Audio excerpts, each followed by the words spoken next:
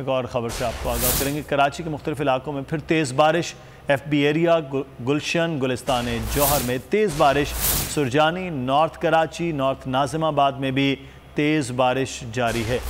आपको बताएं कि कराची की सूरत हाल, मरियम हसन हमारी नुमाइंदा हमारे साथ हैं। मरियम, आगाह कीजिएगा इस मुतालिक। शहर कायद के मुख्तलिफ इलाकों में एक बार फिर से गरज चमक के साथ तेज़ बारिश का सिलसिला जो है वो शुरू हो चुका है।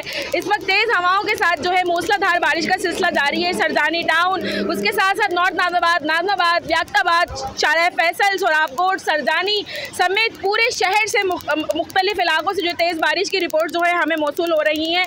इस वक्त हम बोर्ड ऑफिस के मुकाम पर मौजूद हैं और यहाँ पर भी जो है एकदम से काफ़ी तेज़ बारिश जो है उसका सिलसिला जो है वो शुरू हो चुका है। महकमा मौसमियात के मुताबिक एक नई सर्कुलेशन, एक नया हवा का दबाव जो है वो अब सिंध में दाखिल हो रहा है, जिसके सबब एक बार फिर से मानसून हवाओं में जो है शिद्दत आई है, जिसके सबब के साथ बारिश का जो सिलसिला है वो 9 जुलाई तक जो है बदस्तूर जारी रहने का इम्कान है। जी,